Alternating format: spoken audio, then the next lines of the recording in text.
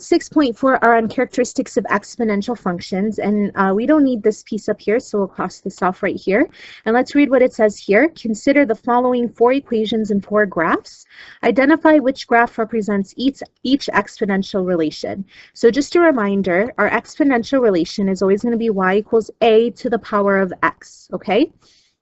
So a could be one of 2 different types of values. If a is bigger than 1, then it's going to be exponential growth, and this is review from the last video.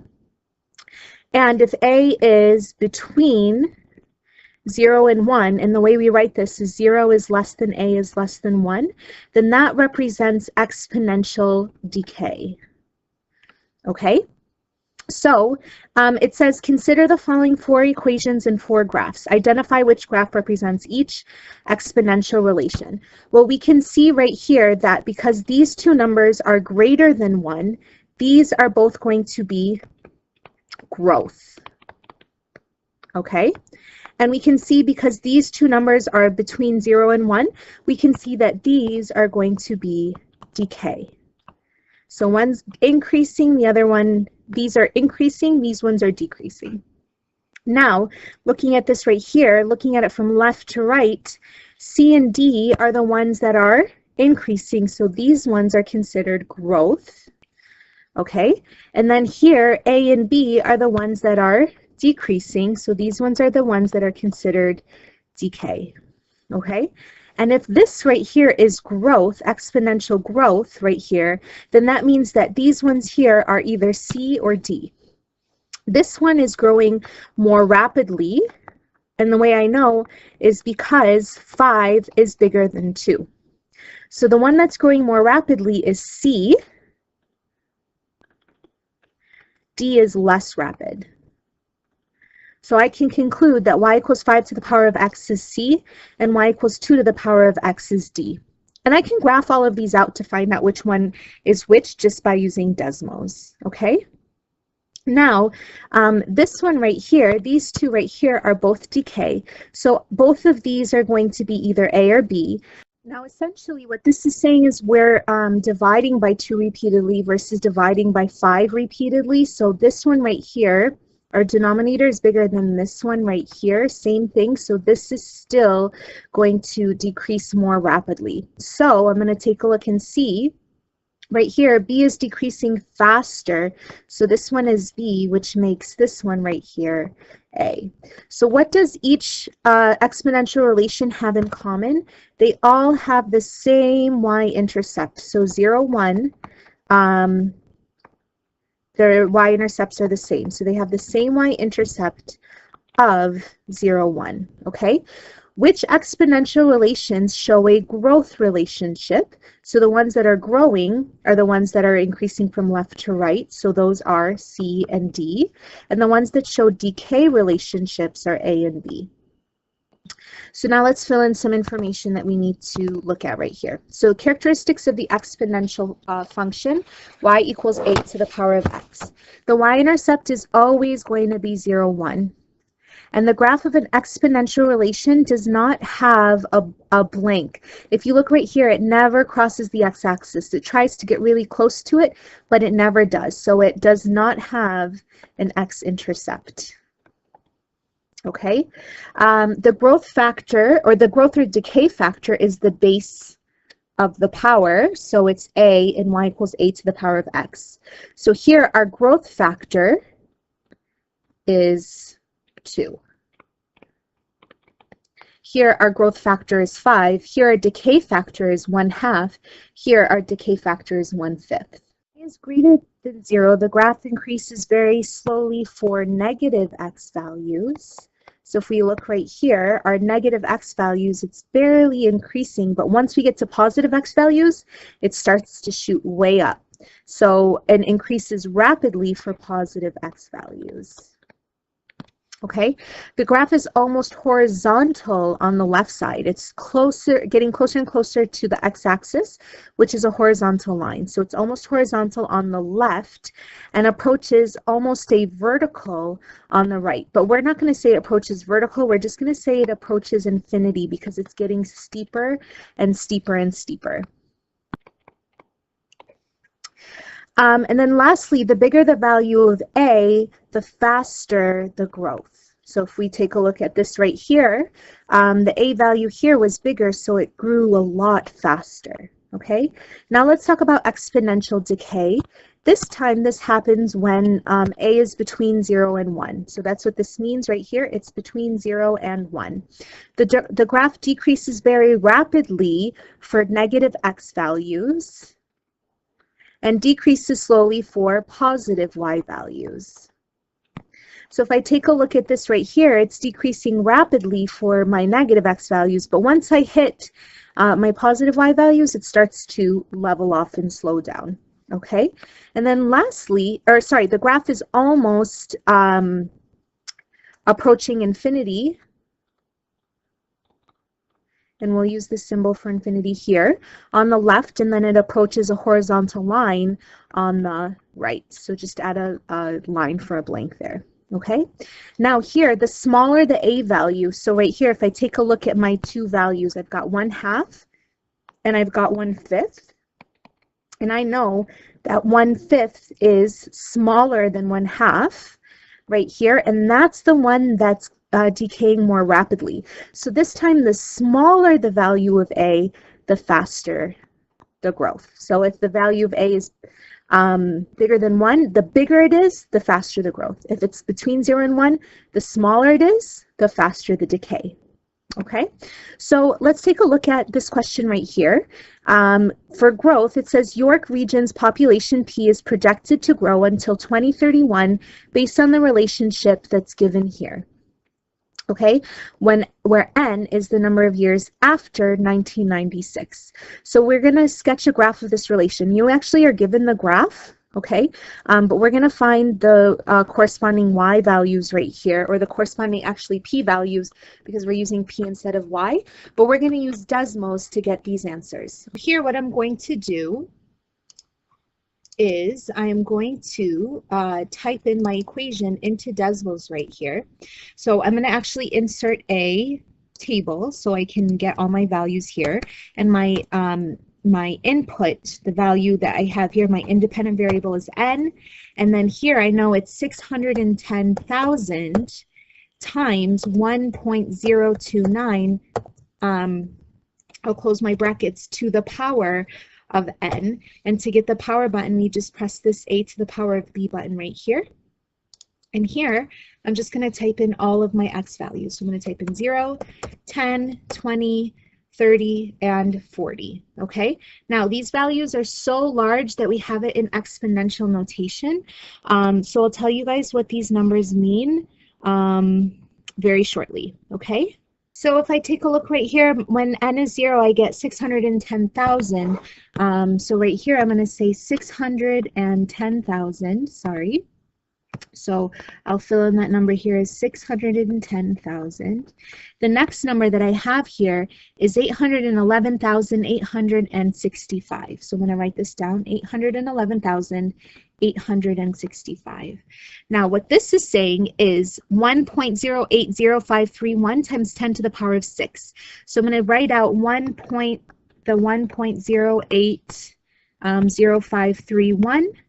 And I'm going to move my decimal place over however many times my exponent here is saying. So this is 10 to the power of 6. So I'm going to move this over 1, 2, 3, 4, 5, 6.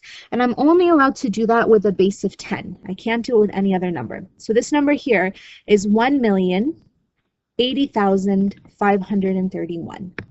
Our next number is 1,438,107.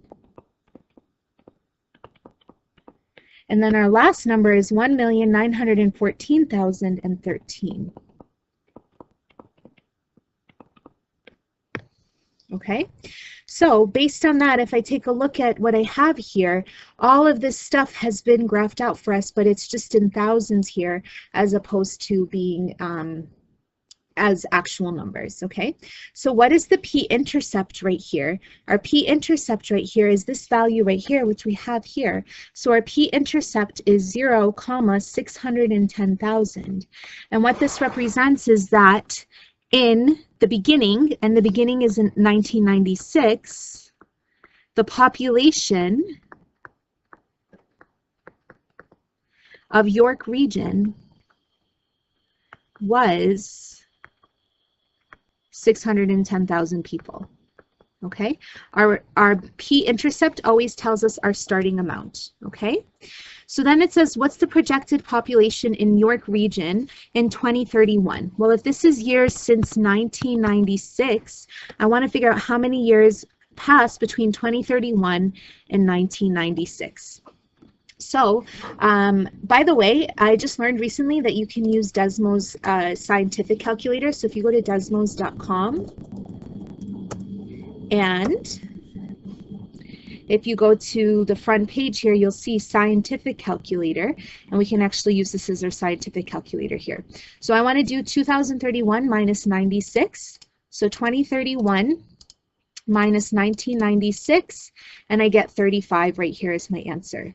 Okay, so this answer right here is equal to 35.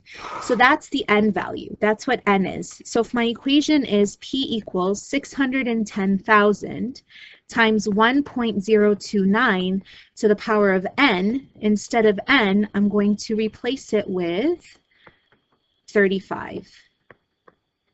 And the nice thing about the calculators in the classroom and the calculators in on Desmos, the calculator on Desmos, is we can just type it in exactly how we see it.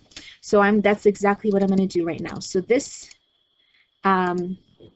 this expression that we have here is 610,000 times 1.029 in brackets, and then I'm going to raise it to the power of, and remember I can use that here, to the power of 35, and this is my answer right here. So I get 1,659,082. So we can say that this right here is 1,659,082 people. Okay? And then question D says the actual population at the end of 2009 was 1,032,606 people. How off from the projected population was the actual population? So same thing here. I want to figure out how many years have passed. So n is going to equal, this is 2009 minus 1996. So I'm going to go ahead and type that into my calculator. So 2009 minus 1996, and I get 13. So here I'm going to say P equals 610,000 times 1.029 to the power of 13 this time.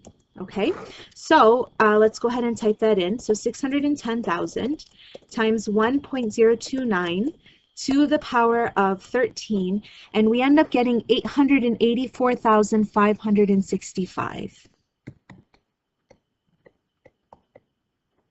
people. So it says that the actual population was 1,032,606 people, but it was actually, but we predicted it would be 884,565 people. So we can see that the actual population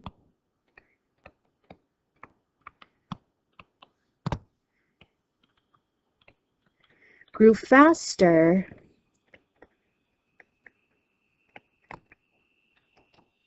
than predicted, but we have to figure out by how much. So I'm going to take the 1,032,606, and I'm going to subtract 884,565 from that number. So I'm going to type in 1,032,606 minus 884,565, and I get 148,041. So right here I can see that the population grew faster than predicted by 148,000, I forget what we got, 148,041 people. And that's it for question D right here. Okay, so now let's look at our example for exponential decay. So a pressure reader is used to measure the sound intensity of a bell. The relation P equals 200 times 0.5 to the power of T estimates the sound pressure P in pascals after T seconds. The graph of this relation is shown. So the first thing it asks us to do is to find the P-intercept. So I can see here that my P-intercept is 0, 200, and it represents the initial pressure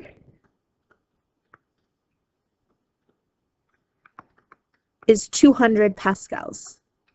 Okay, if you look right here, our equation had 200 at the beginning right here. And if you look right here, our P-intercept had 610,000 at the beginning here. So I want you guys to write down that the general form of an exponential is now B. Let's write B times a to the power of x. Sorry about that. Where B represents the initial value. Okay? All right, so the next thing says, what is the sound pressure after 1 second? So there are two different ways we can do this. The first way we can do it is just plug in 1 for T right here. So I can say P equals 200 times 0.5 to the power of 1. So then right here, when I plug that into my calculator, 200 times 0.5 to the power of 1, I end up getting 100. So this right here is equal to 100. But I can also see that at 1 second, it corresponds with 100. So the pressure is 100 pascals. Okay, for 2 seconds, I can see, oh, it's something around here, but I don't know exactly what that value is. So we actually have to plug it in. So P equals 200 times 0.5 to the power of 2. So when I type that into my calculator, 200 times 0.5 to the power of 2, I get an answer of about 50 right here, which seems to fall within this interval right here between 40 and 60. So that looks good. And then for 9 seconds, I don't even see it on my graph, so I'm just going to plug it in. So P equals 200 times 0.5 to the power of 9. And when I type that in right here, 200 times 0.5 to the power of 9, I end up getting, sorry, let's type this in again, 200 times 0.5 to the power of 9, I end up getting 0.390625. We can round it to about 0.39, so we can say this is approximately 0.39 pascals. And if you have, and that's it for this lesson. So if you have any other questions, let me know, and I'll help you out. Have a great day.